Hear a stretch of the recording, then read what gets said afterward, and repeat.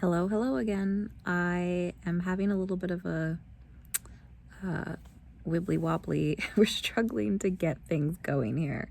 I was on the floor for a good half an hour trying to set up by the fireplace because I like filming the video down there, and we could just not we could not figure it out. And then I really wanted to get this blanket in it, the yellow for Leo. And we even wore one of our cute little dresses, which I love. It's like warm and cool tone oranges and like yellow, blue. We even put orange eyeshadow and like a little bit of gold on our lips because we don't have an orange lipstick or a lip liner, so we just put it over our regular one. We were trying to like match for, I don't know, we were getting into it. We were having fun, but it's getting so late. Oh my gosh. I don't know. We're being weird right now, and so we can't quite figure out like how we want things to look and be. And I even like tried to put the blanket over my head, so I was looking like a little bit of like a babushka. Trying to get it in it, and I was like, let's just throw it over the couch and then we'll just do another cozy close-up video like this, which is I don't like having to hold the phone the whole time, especially because of how long we will be talking. And it's kind of like I have to go back and forth because I can't look at the screen on my computer and read my notes and then keep looking back here too. So it's a little, I don't know. We're not still can't quite figure out how to do everything, but that's beside the point. As far as like catch up stuff that's been going on, I was thinking about filming a video last weekend when the snowstorm came, and we didn't get around to it. Decided not to. There's been a lot on our minds, yeah, and then processing some heavier stuff this past week, and so we just decided against it. So, and I don't know that I'm gonna have time this week either. So maybe next weekend I might film something as like a little catch-up, talk about some stuff that's been going on. But for now, I know, I wanted to at least get our moon video out, our full moon in Leo. Yeah, and I wrote a lot, again, for this one. Lots of stuff that we could talk about. So let's just do it. Oh, we feel weird today. And just right now at this time in general, yeah. Oh, I think, it's like there's so much that's been on our mind that we want to talk about. Yeah, let's just, let's just get into it. Okay. Yes. Leo, full moon, Leo, right? Yes, full moon in Leo, February 1st. Leo is a fixed fire sign ruled by the sun, occupying the 5th house, representing our karma associated with all the things we create, including our children, which encompasses things like pregnancy, childbirth, progeny, health, legitimacy, parental enjoyment, and the gateway of incarnation, which is, another thing we can talk about later. But I've been doing a lot of reading. We've been reading all day leading up to this, and just a lot lately. Okay. Creativity, artistic talents, happiness, hobbies, intellect, mental abilities, and analytical skills, and romance, including things like our temperament, pleasure, attraction, influence, love affairs, ecstatic union, ceremonial rites, and quality of our love life. Okay, that's that. We're currently in an Aquarius stellium with the Sun, Pluto, Mars, Venus, and Mercury. It's a lot of Aquarius. This new moon in Leo connects us not only to the upcoming full moon or solar eclipse in Aquarius in the coming weeks, but also the last time we experienced this back in 2016. Yeah, and I know there's been a lot of talk around the internet about that. People keep referring back to 2016, and part of that has to do with some of the cycles that are going on right now. Yeah, so we were just like looking at some of those themes as well. Just, interesting little, as far as like pop culture goes in this. Neptune also recently shifted into Aries, closing out its long 165-year cycle to begin anew, with Saturn trailing close behind at the critical anaretic degree. We are in the final countdown moments where these two will meet and form a powerful conjunction in Aries, beginning the long cycle anew. The intense focus or concentration of this stellium and full moon energy can assist us with looking at these particular areas, the karma or karmic lessons associated with them, and how they are at play in both our personal lives as well as the collective conscious. Yes. Oh my gosh. And then for our little notes, oh my gosh. Wait a minute. This time, something else that we did different this time is for like some of our personal notes, like stuff that I want to talk about but not leave in the description. We made them like colorful this time so they like stand out, easier to read. And then, wait a minute, let me look at something.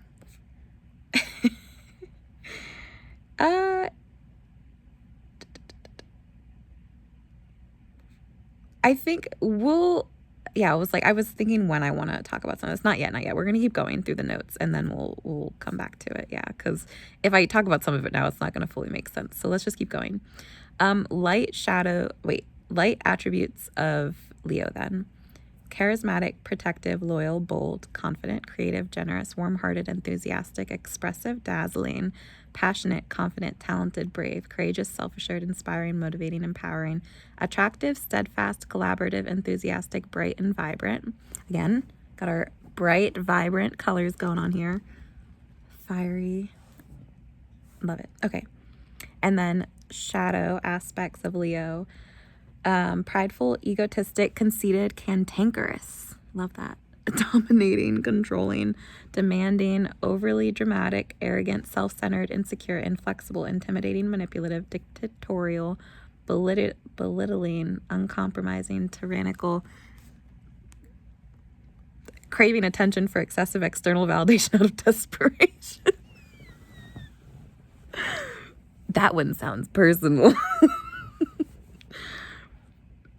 This is actually like from the research and stuff we were doing. So, and I think we did that before I'm trying to think what other moon one it was that we did that with, where it was like a very specific example.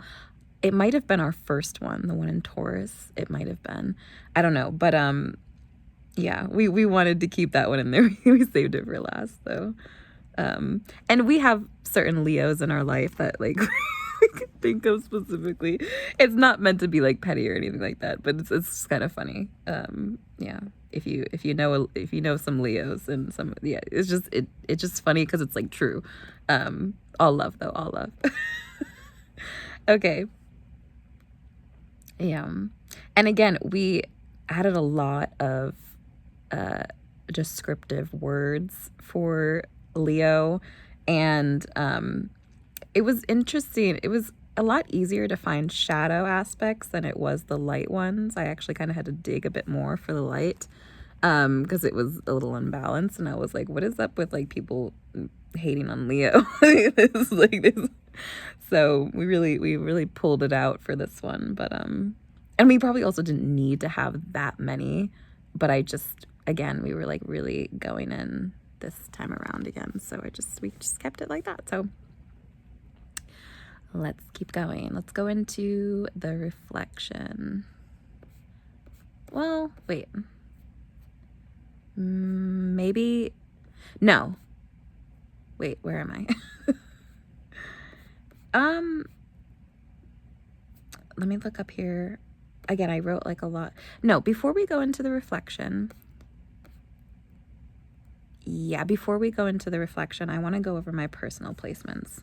Because there's less, I think, to talk about there than in the reflection. I wrote a lot of things that I wanted to touch on. So yeah, let's in our chart here. So for me, my Leo sits in my third house, which is typically ruled by Gemini. And it contains my Chiron, which is like the main thing, we focus on there. And then I have 4 other asteroids there as well. One of which is Dionysus, which one of the things that I posted recently towards the end of Capricorn season was Dionysus related. It's just like another like segue from like one thing into the other. which is a lot of the things that we kind of like come up with and create and post about. But it's so niche. It's like so specific and so niche that I don't think it's just, I don't know. It is us, but I don't know that there's too many people out there that have any fucking clue what we're doing. But it just, yeah, maybe one day. But yeah, so a little bit of that. Yeah, and then let's see, our Chiron in Leo. We're gonna come back to talk about that in a minute. And Leo is typically associated with the 5th house, and for us that contains our Libra, where we have our Jupiter and Libra in the 5th house, and then 6 other asteroids, some of which are our destin at 1 degrees. And I was, when we were like doing some research for all of this and reading about it, Destin was named after some guy, like that was his last name, but it does have to do with like our destiny and fate, or the fates, the morai, however you say that. So we have our destin there, as well as our both Jupiter and Juno. If you know anything about them, they are a pair. We have both of those there. And then we have Isis and Adonis as well. And then 2 others. Yeah, but I just, those are some important ones for that particular placement for us. Yeah, we've been enjoying, looking into and getting to know the asteroids a bit more, as well as continuing to study more into Vedic. Again, we've just been doing a lot of reading. And for me too, that's a way that we kind of tune out or like disconnect from the world and like process things, more inwardly and internally. Sometimes, I mean, I always like to like read and study, but I feel like when I'm struggling with certain things, like emotionally or just like heavier topics, and again, there's a lot going on in the world right now, and for us personally, so it's just been, that's one of the ways that we kind of deal, I guess, yeah, so, and then let's go down to here, some of these notes. So one of the first thing that I wrote here, hang on, my phone, I have it plugged into the charger too, so we're on a bit of a, I wonder if I can unplug it. Yeah, maybe I'll just plug it back in later if we need it. One of the first things we wrote here was up in the children's section, which we'll get down in the reflection. One of the things was legitimacy. And one of the first things I wrote about was illegitimacy. Because technically, like, I said I was born a bastard. Which is, it's true. Like, yeah, some people don't like to say things like that, but the way I was raised, bitch. Yeah, so like illegitimate births, are associated with like bastard or love children, some people call them. I wrote LOL in like all caps. Yeah, it is quite funny to me. And I mean, I literally got called a bastard like in a like joking, but also like in a cruel way when I was younger too. So just, but it was true, because I was a bastard, and I still am in some ways.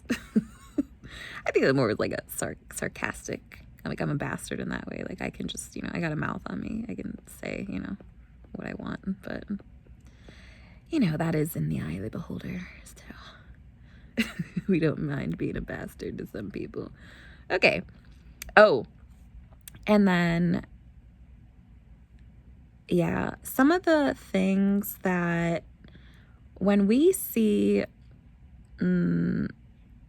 certain, how would I describe this? Like on our in our day-to-day life, when things come up or like we're doing different things and we get a spark of like inspiration from something, whether that be like something we're reading or something on the TV, like at work, or like a movie, or something that comes up in conversation, or even something as simple as like when I'm just on my own and like meditating or contemplating different things, and we get a certain like image in our mind, a song, a clip from something we've seen in the past.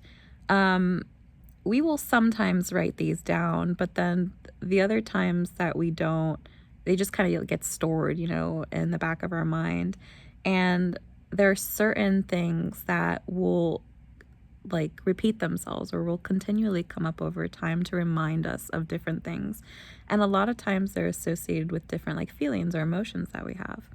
It's just some of the way that like we relate to it, right? And so I put 2 of them here and how they're kind of, relevant for some of what we're talking about here, astrologically, and then also like personally, right? So one of the things is that one scene in the Jurassic Park movie, I think it was The Lost World, the second one, the one that had Jeff Goldblum in it, love him, and Julianne Moore. And they were in that trailer with, I don't think his daughter was there. She was safe. But it was the 2 of them, and I think one other guy.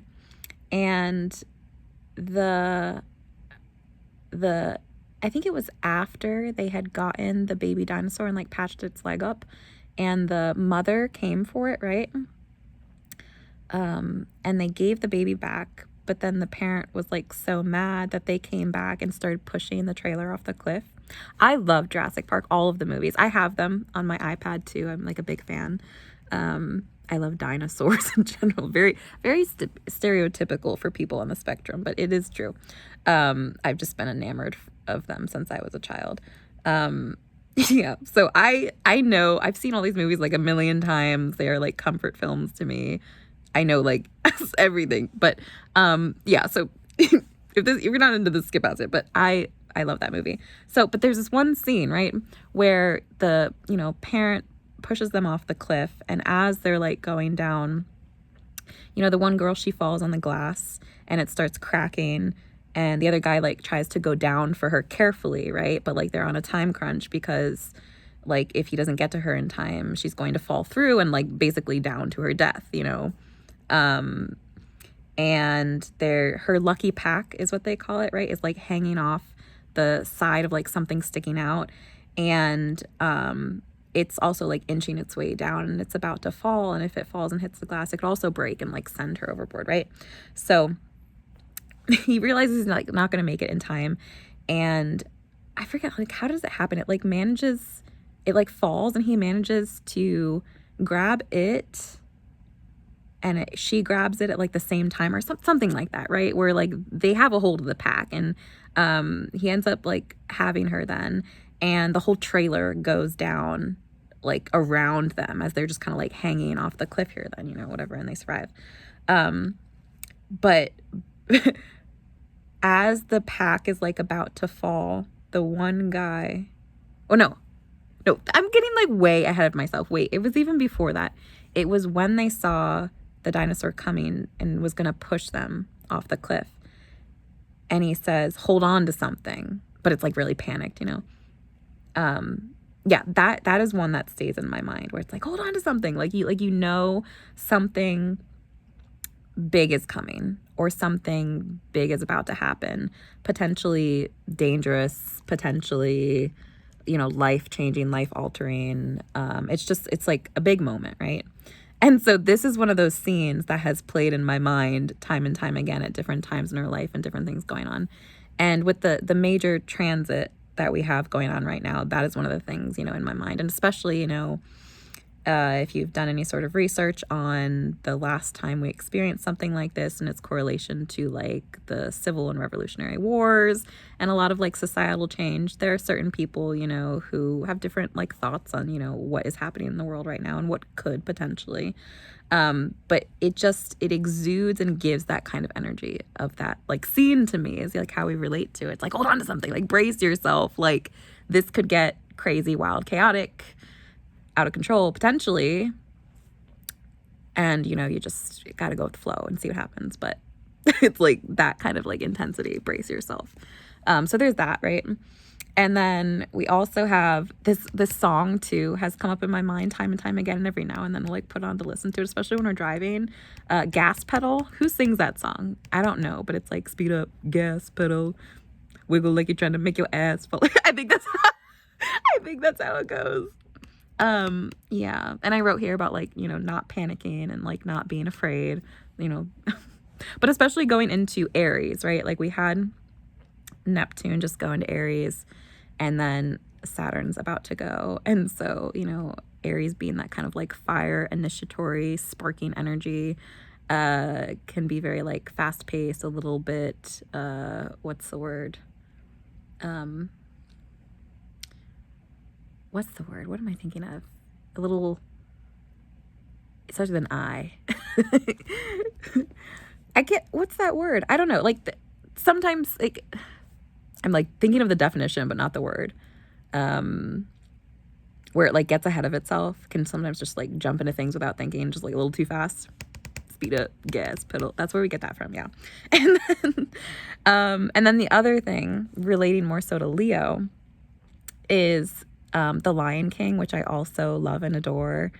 Just a little memory when I was a child, and my mom still had custody of me. And again, I must have been like, I don't know, 2, 3, 4 at the time, because I only lived with her up until I was like 5. So I was quite young then. And she took me to, I don't know if it was the play or if it was at like one of the theme parks down in Florida. It might have been one of those, I want to say, because I remember going to it another time, Busch Gardens or something like that. I don't know. Where they do the Lion King as like a musical on stage. And she said, as a little girl, I stood up in the aisle, not even in my seat. I just stood in the aisle staring the whole time, which is so funny to me. Like, and she just, you know, let me do it or whatever. And I'm like, that's good parenting on my mom's part. Yeah. But just, yeah. So that's another one that holds a very dear, special place in our heart. Yeah. And I have a little Simba tattoo on my foot. It's the only tattoo I have, one and only, which is like a whole nother, you know, story. I was talking about that recently with some of the girls at work not too long ago too. It's a funny story. But yeah, so we love the Lion King. Simba is very like, you know, personal to us and plays a role in like our Chiron and Leo, for example, right? And like our own healing. But I bring that up because of the one scene between like him and Nala when they were very young and they're like playing around, they're like roughhousing, going back and forth or whatever. And how she, not only when they were kids, but then again later after they like grow up, and she does the same thing where she like, they're like wrestling or whatever, and then she like gets on top of him and pins him down. She's like, pinned you again. And I love that. And so I wrote that here too. That's like another thing that every now and then will come into my mind, especially when I feel like this is like the more petty part of us, right? Like especially like the Leos that I know, or people who have Leo placements. When I feel like someone's playing with me or like trying to, you know, be like manipulative or like do something petty themselves, right? I always think of that scene, like, pinned you again, like, you thought, bitch. Like, you tried and you thought. So that's funny to me, yeah. And then I wrote here about, I said big bully with with multiple exclamation marks. Yeah. That's literally what it is like to us. Dealing with like the more shadow aspects of Leo, right?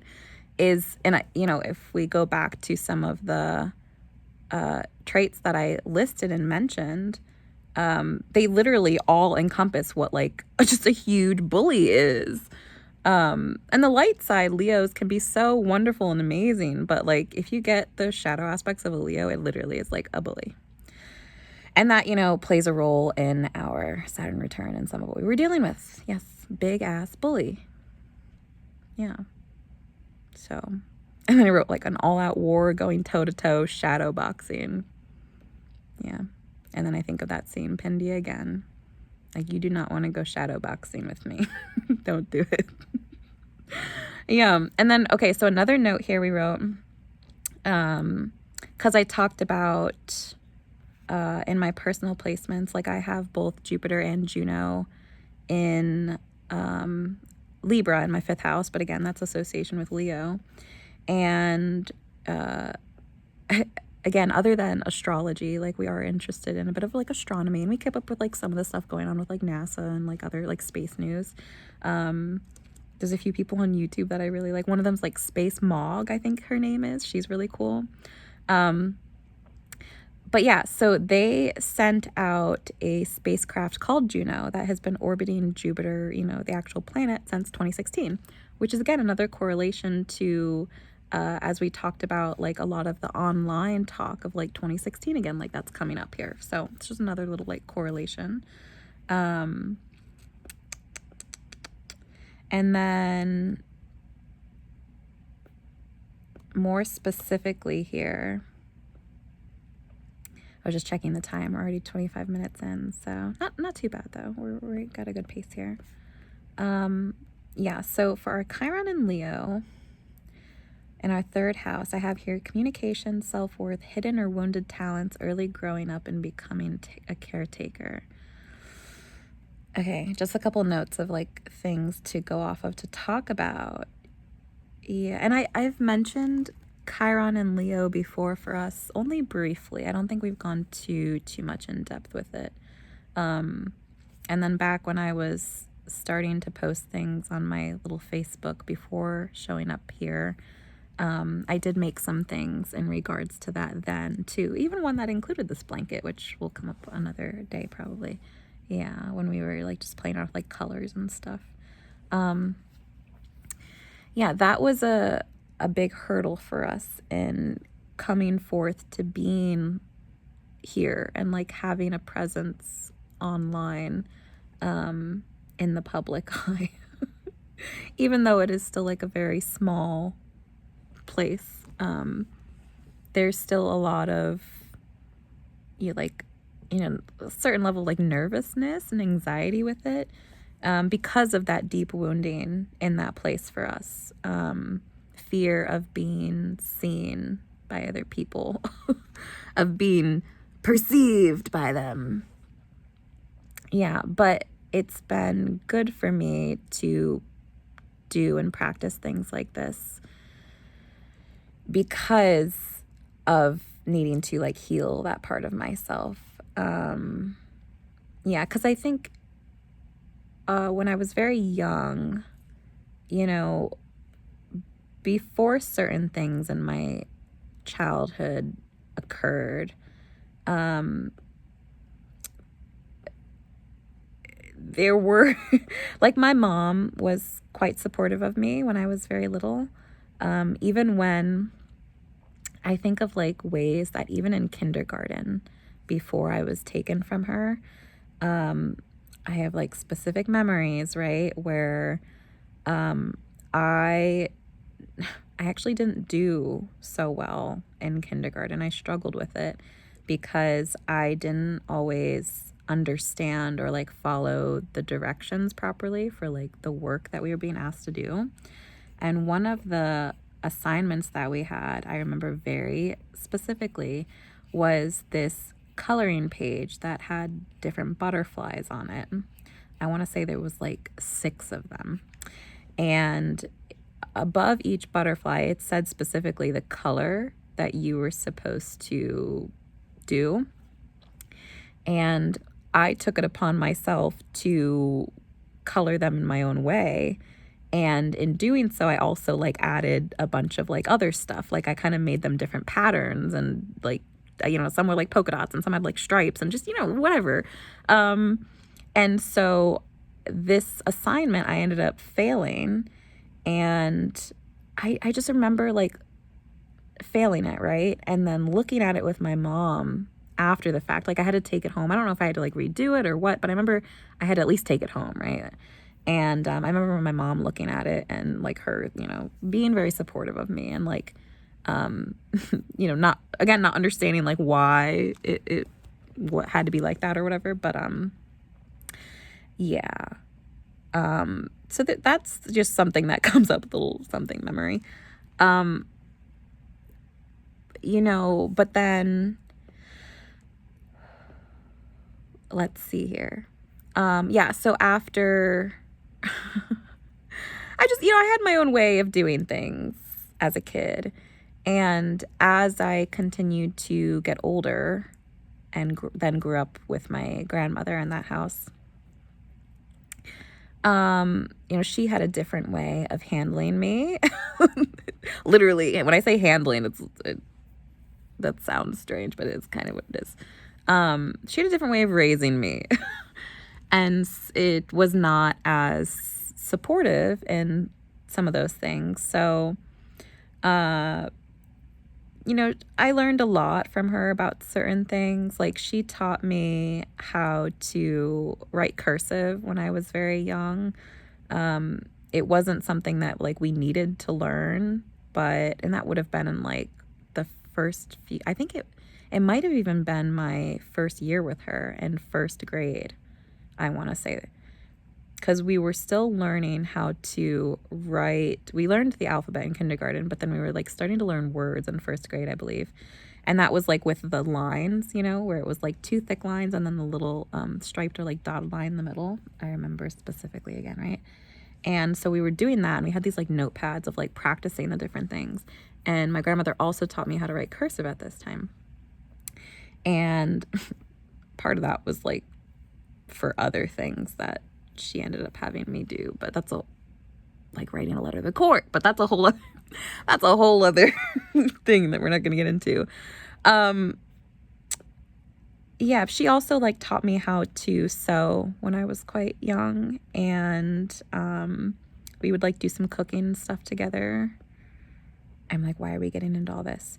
It's to explain that, like, again, with my complicated childhood, things didn't always, you know, start really horrible or crazy or anything. So, but as time went on, right, and as I continued to like grow in my interests and like learning different things and practicing certain things, she was, you know, less supportive over the years, and even, you know, became more like hostile towards me then. Like it wasn't enough to just leave me be and like not, you know, like she had to go the extra mile then. But this is where some of my friends and my friends' families came in and really helped me in my younger years and made all the difference, I think, and, you know, who I've become nowadays. Because I think without that, I might have gone insane. But I had friends who were so good and who genuinely like loved and supported me, and their families did as well. And so, like, there were things I wanted to do as a kid that I had an interest in, and that I was even like offered, you know, like certain things or like help from people in the school to be able to do them, to like nurture some of our like natural like giftings and stuff like that. And my grandmother was just like not going for it. So we did like win some awards when we were really young for like art and things like that. And my grandmother was very proud of that when I was little. We had some stuff in the newspaper or whatever. And like she would, of course, like brag about that to people in the town. I don't know. My family was weird. But again, like as I got older and just like continued with like my craft and like the things that I liked to do, and I did a lot of different things as a kid. Like I was very naturally creative. Again, my grandmother just stopped being supportive of that. Yeah. And so I think, you know, in that place where I was naturally more receptive to like showing those parts of myself and like being seen and being loved, even like for those things that I would do, and like receiving like recognition for it and like admiration even, well, that came naturally when I was a child. It kind of got distorted because of, again, like the way that I was brought up. And again, I thank God that I had my friends and their families, because they helped inject love and support into my life where there wasn't any anymore. So they were like a saving grace in that. But there still is that part of me, right? Going back to this all having to do with Chiron and Leo. And that's associated with several different things, right? Like I wrote here, it's referred to as being like, Chiron's the wounded healer, right? So we all have that in like different places. But for us particularly, it's wounding around our self-worth, or like feeling of worthiness, of fear of being seen and like recognized for, you know, our creativity, or like the things that we're potentially like good at.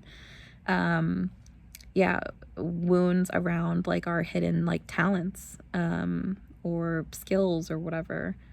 Yeah, so we got very comfortable for a long time and just living our life privately, and, you know, doing my hobbies and like interests, and like having that be private. And again, other than like sharing with like a few close friends of mine, I saw this pattern play out with people who were older than me, you know, or who like took on kind of more like mentoring kind of roles. Again, it was like strange over the years how when I would start to open up to certain people who like I was meeting with, or who were mentoring me, or who were like these more like older adult figures who were like I was learning from, I found that same thing happening, where like I would start to open up. I even think like places that I've lived before, like, you know, I used to like playing piano. I still have like a little keyboard, and things like that. And there's just a lot of different things, you know. So we've, you know, over time been getting more used to having eyes on us, and all of what comes with that. But, and ultimately, right, like something that grounds me a lot in doing this and like sharing more of myself online is remembering why we're doing it, like the purpose and meaning behind it. And ultimately, like we want that connection. We want to be able to connect with more people like us, who, you know, also want connection and like community and support, and lots of love. So, you know, we have a lot of love to give, and this is just like another place that we can share that in a multitude of ways. So, and I really love people. So, yeah, that's that. And then our Jupiter in Libra in our 5th house. I wrote here, let's see, my love for and with children all my life. Let's see. Yeah, so this relates to our Chiron and Leo too, right? So again, going back to my earlier days, the way that I was raised, even back with my mother when she was like a single parent, and you know, she was like dating when I was a little girl, and so there were, you know, a handful of different people, different men that I would see and meet through her when I was young. And I, at that young age, noticed very much, right, that I did not like a lot of these people. There was only one man in particular who I thought was like very special, and he treated her very well and like genuinely loved her. And he was like a dad to me. I mean, we're getting into some weird stuff now, but there were, I don't know. I need to hang on. I was gonna say that, you know, there were, it can be weird, you know, and for anyone who has ever been in something like that, or even is now, right? Like when you have a kid and you're like trying to date, I understand it can be weird too, from my own experience, right? Because like my mom would like date these men and they would feel like fatherly towards me, but like these were like very brief, like short-lived relationships, like, and I obviously like I didn't know and like see everything that was going on behind the scenes, but it was just weird to me how there was this pattern of like, oh, there's like multiple men who like think they're my dad. And even as I grew up then and got much older, and you know, some of them, you know, connected with me on like Facebook even. I remember like all these years later, and you know, talked about some of this, and I just was like, this is weird. This is weird. Yeah, sending me gifts, like it's weird. There was some weird stuff, but so I became, from a young age, right, I felt very protective over my mom, and you know, because I saw like the other side of that. You know, I would see like her loneliness and see her crying and see her hurt. And yeah, so, and this ties into like some of our own masculine energy, right? And how that would have like come forth in my early days. Because like unconsciously, like unaware to either her or me, because she just wasn't equipped with the tools and knowing how to like properly protect me and like herself and us, like knowing the right boundaries.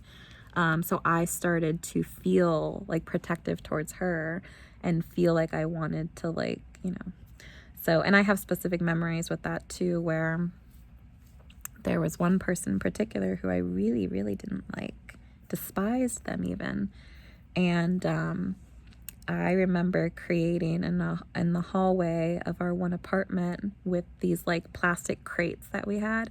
I built like a little tower, and I was kind of tomboyish when I was little, like other than like playing with the bugs and like the dirt outside. I liked a lot of different things. Like I had a collection of like all the little like Matchbox and like Hot Wheels cars. I loved those. I loved Transformers. Oh my God. Optimus Prime, one of my first crushes. It's a robot. It's a little big. But and I had like guns. I had dolls and stuff too, and Barbies and all that, but I liked a lot of stuff. So yeah. So I made this little tower of these crates, and then I had one of my guns. I'm like, I don't know if it was like Nerf or if it was just plastic or what, but it was a big ass gun. Like I don't know if it was like rifle sniper. I don't know. And I was like putting it like through the plastic as if I was like in the army or something, and I was like trying to like shoot this man in our living room. Yeah. And then I ended up getting locked in my room. just you know, a few memories. But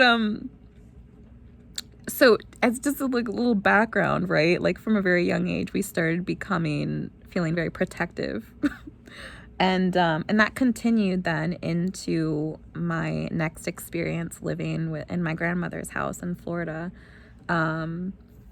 where again, like dynamics and stuff shifted and changed over time. And you know, I did have the consistent presence of my step-grandfather there with us, who was, you know, somewhat protective of me, which helped in a lot of ways. But this would go more into like the caregiver role, right? Where again, like when people don't have an understanding of like a deeper understanding of themselves and the need for boundaries, for emotional regulation, just people who don't have the tools and how to like properly take care of themselves, then they're going to struggle with taking care of another, especially a child. So I know this, like that my family was very ill-equipped to handle that, you know, and so it came out in all these distorted ways. And so there were things that were happening and things that I was being asked to do, and that became a part of like habit and routine, and it just things that would be like inappropriate, you know, that I didn't necessarily understand at the time, but we do now, you know, like things that you just, you know, a kid shouldn't be doing. Like a kid should be allowed to be a kid. And that is one of the things that we have really adopted when I've like worked with kids over the years, is like trying to protect and preserve that for them as much as possible. You know, like I'm not going to make my emotions or my internal world, my turmoil, my stress, my confusion, whatever's going on with me, right? Like we separate that, so that when we're working with kids, right, or we have them around us in any capacity, that we're able to like focus on them, give them our love and attention, and like help to nurture them. And it's also been really healing for us too, which again we'll get into a little bit more here. Yeah. So, but again, this played into like some of our caretaking then, where again at a young age I learned to not only like start like protecting, going out of my way to protect people even in an unhealthy way, but also like start like nurturing them and taking care of them, and not always understanding like how that is inappropriate, how we shouldn't be doing that. So some of what we've had to learn with that too. So again, it's like positive and negative, like we've had to learn a lot around that.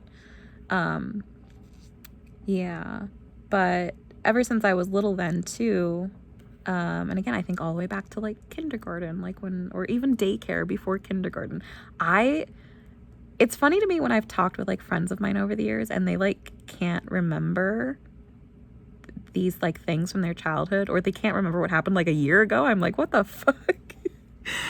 Yeah, but we have very, distinct memories throughout our life. So we remember a lot.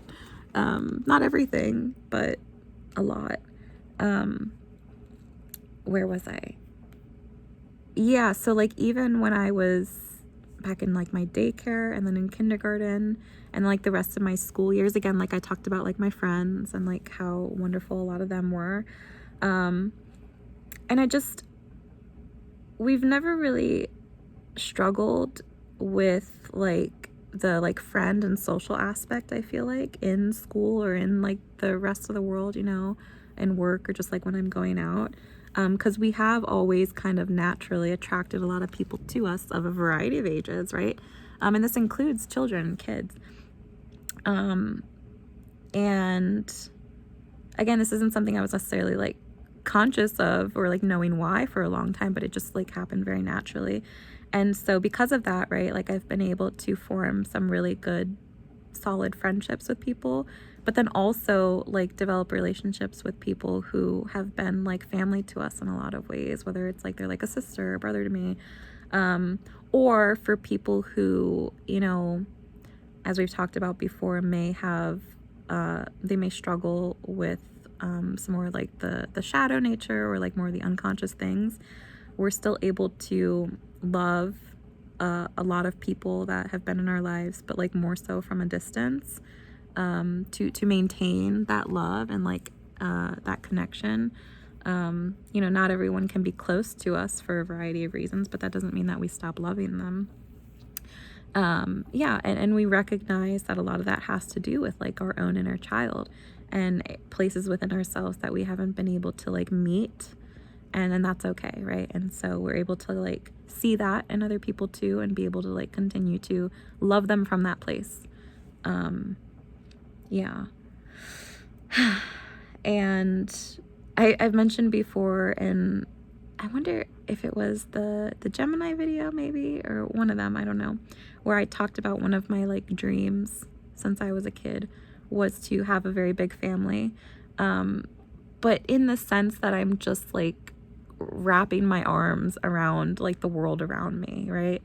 And we've done this in so many ways, right? Where we meet people and we kind of take them into us, into the fold, they become like a sister or a brother to me.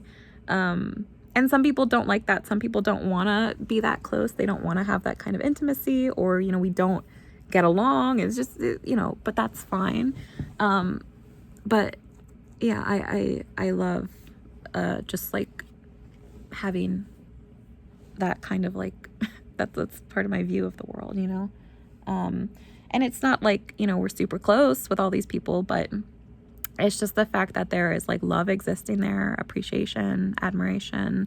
And, you can look at someone that you've met, that you've known for a certain amount of time.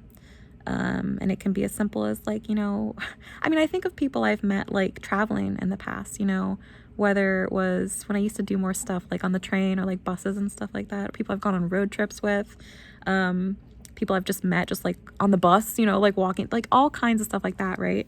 And I've had all these experiences of like meeting, talking to people, and some that it's like grown into something more where like we've exchanged numbers, or we've like met up again, or we've like done different things. But again, it's like people are constantly in this like perpetual state of motion, like in and out of our lives, right? And as much as I love and cherish the like steady, consistent presence of certain people, it's also nice to have people who kind of like come and go. And especially like when you haven't seen someone for a long time, and then you do again, you know, either it's like out of the blue, random, or they hit you up or something like that. And it's just like, you know, it makes my heart warm and feel full. Yeah. So I like knowing that like across the world, right, and all these like different places, that there are people who I have gotten to know and I've gotten to love on some level. I've gotten to hear part of their story. I've gotten to relate to them, and yeah, it's really special. So yeah, and we're looking forward to more of that as, you know, time goes on here. Yeah, nurturing the inner child of all, and happily so, brothers, sisters, talked about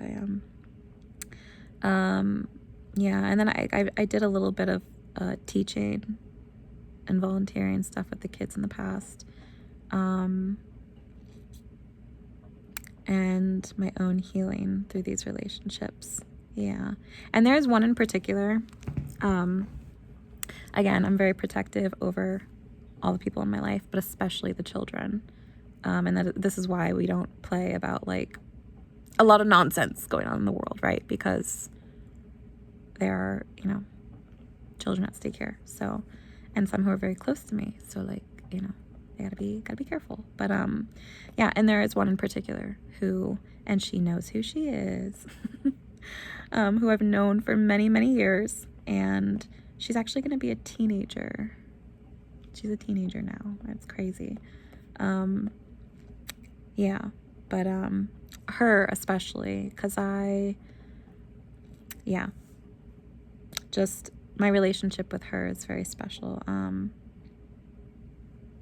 Yeah, and her mom, and that's like more of, you know, we don't need to get into like all the stories and stuff, but and again, I don't want to like talk too much about her or any of that, but I think for people like her who I've known for longer amounts of time and have invested more into, right, because again, like we talk about people being reflections of us in so many ways, and I saw that, like a lot of myself in her when she was younger, and yeah, she's just really special too. She is. So being able to love like her and be a part of her life and watch her grow has been very healing for me too. Yeah. So that's that. But let's continue on here then. Let's go down to, I gotta make sure I went over that. Yeah, okay, let's go down to our reflection then. We're getting into, it's close to being an hour here. Yeah, again, these videos keep getting longer and longer. Which I like doing, but then they seem to take forever to upload, so I don't know. Okay, so our reflection, again, we split it up by the karmas. So we've got creativity, romance, and children. And we ordered it in that way, again, on purpose. Thinking so much of our like creativity and the way we create things starts within ourselves, right? And then from there we have like romance, like, okay, your creativity meets up with like another person's creativity, and then now you're creating something together, and then last, children as a result, right? So but as we know, like creation doesn't necessarily always mean the birthing of a child. It can be the birthing of ideas, of a vision, of a plan, so many different things, right? It doesn't necessarily have to be like physical, biological children. It can be a lot of things, but as far as like that creative process goes, I was like, this makes sense how we order these. So yeah, okay, creativity. Where or what is my primary source of creativity, both within myself as well as in the external world? And what areas of my life do I find happiness, peace, and joy in my creations? What specific skills, abilities, talents, and/or hobbies do I possess? Are there any I am interested in, would like to adopt and/or practice to get better at? In what ways am I able to sharpen my mind, intellect, and/or analytical skills to support my creativity as well as my own happiness and fulfillment? And I wrote some more notes this time around, actually for all 3 sections. So let's talk about some of that before we go to the next one. So for this, right, I mentioned the importance of like sacral and solar chakra healing in the energy centers.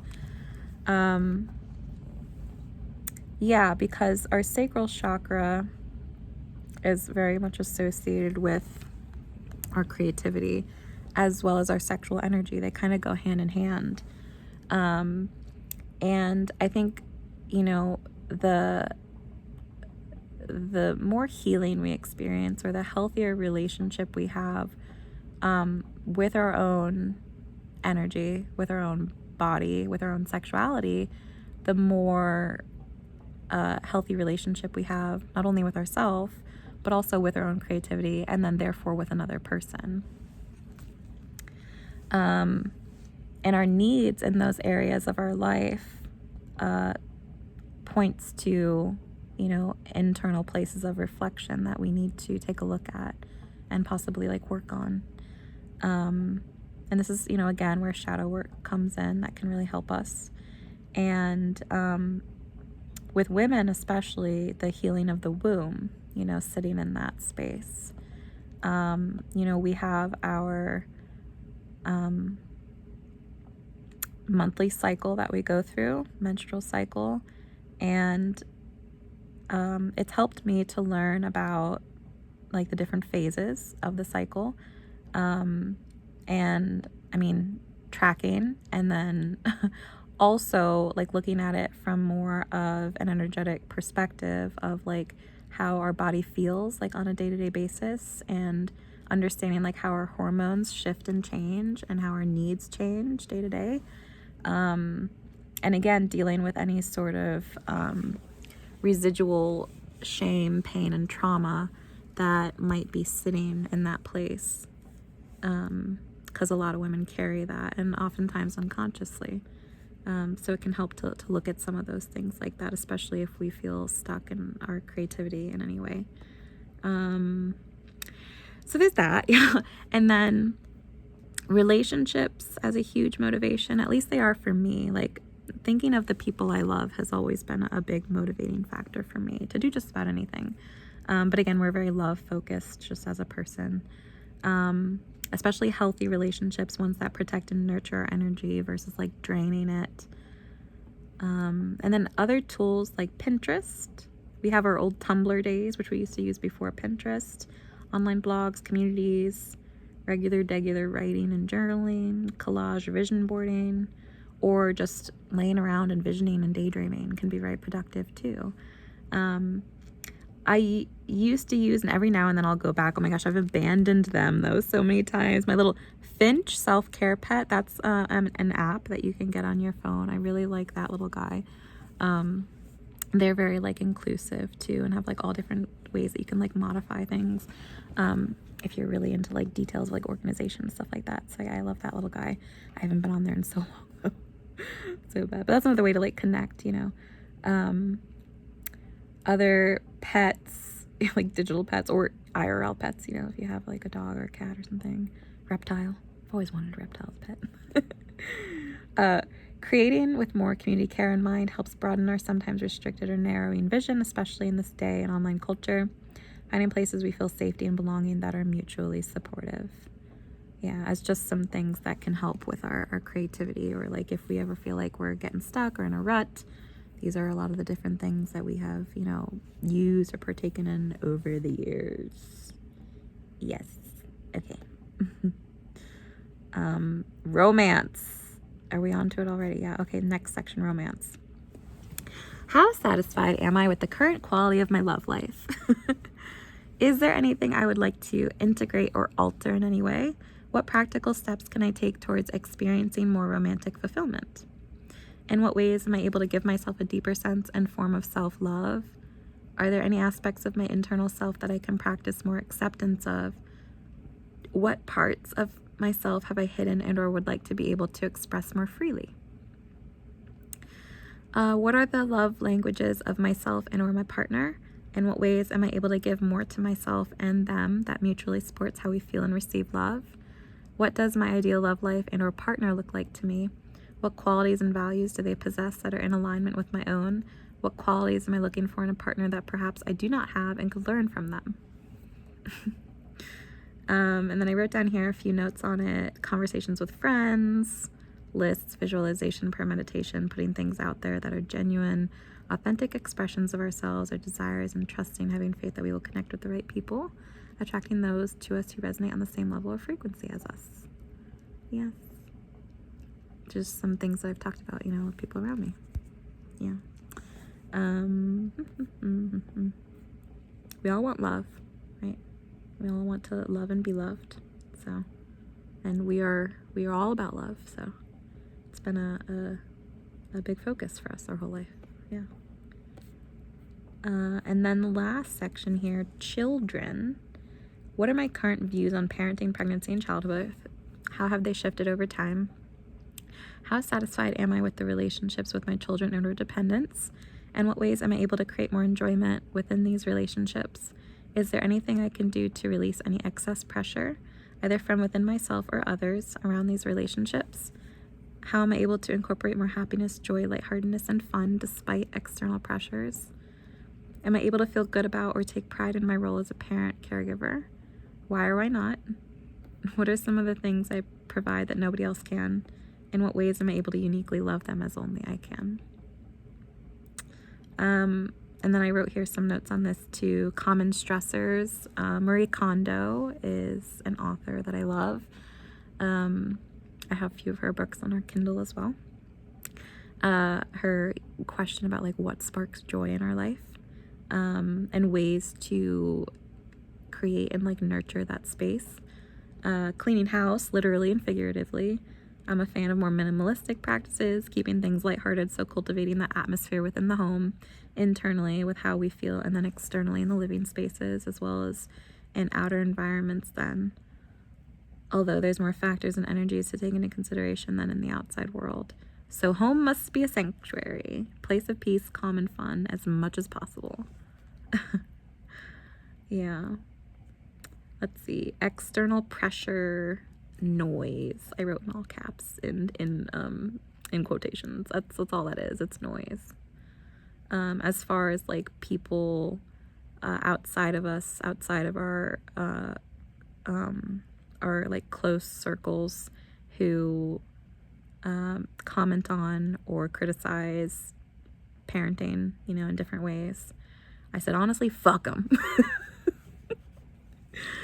Fuck the lot of them. They don't know shit. Yeah.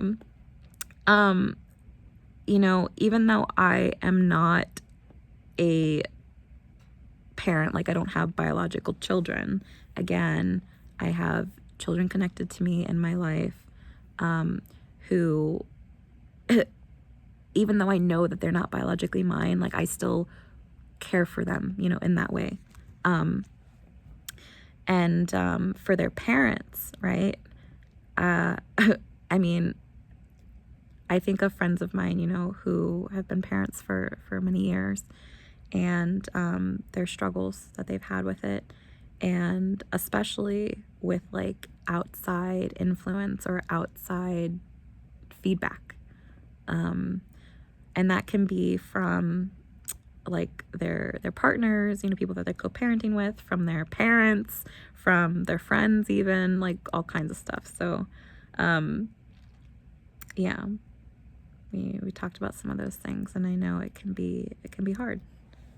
And then, you know, I've lived with certain people, friends of mine, people from my church in the past who had kids, and so like they were living with us too, and like those different experiences, different needs, special needs, even just different situations coming up.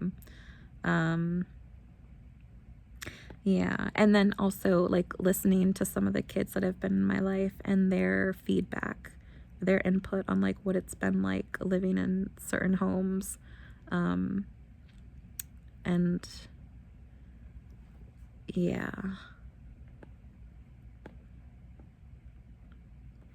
Yeah, there's a delicate balance, I think. Yeah.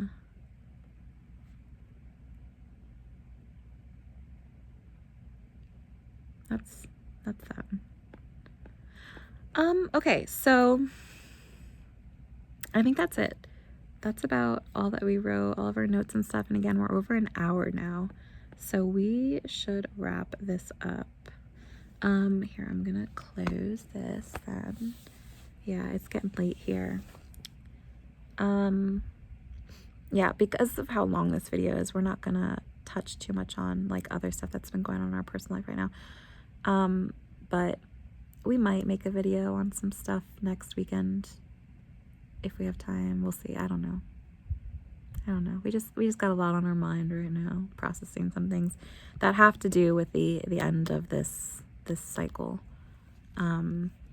Yeah, Saturn's role in it, the karma associated with it, and yeah, just really trying to to get through this, you know, in the best way possible. And again, you know, I mentioned about Saturn going into that like critical anaretic degree, coming to 29 degrees Pisces before it switches over. And I mentioned a little while back too about how in that critical degree, how people can sometimes struggle more so mentally and emotionally. And if they're unconscious to it, this can appear or manifest itself in our reality in different ways, sometimes leaning more negative. You know, some people, like leading up to their Saturn return or through it, don't always make it, right? Like some people do end up committing suicide or like dying from like other things happening. There's all kinds of like crazy stuff that can happen. Yeah, and you know, there's a lot of stuff going on in the world right now relating to that too. And so it's just really important, you know, for all of us to really tend to ourselves, our mental and emotional health, stay connected to people we love, and just, you know, do what we can for the time being. Yeah, and know that I'm here and I am thinking of you fondly. And I love you very much, and I will see you again soon. Okay.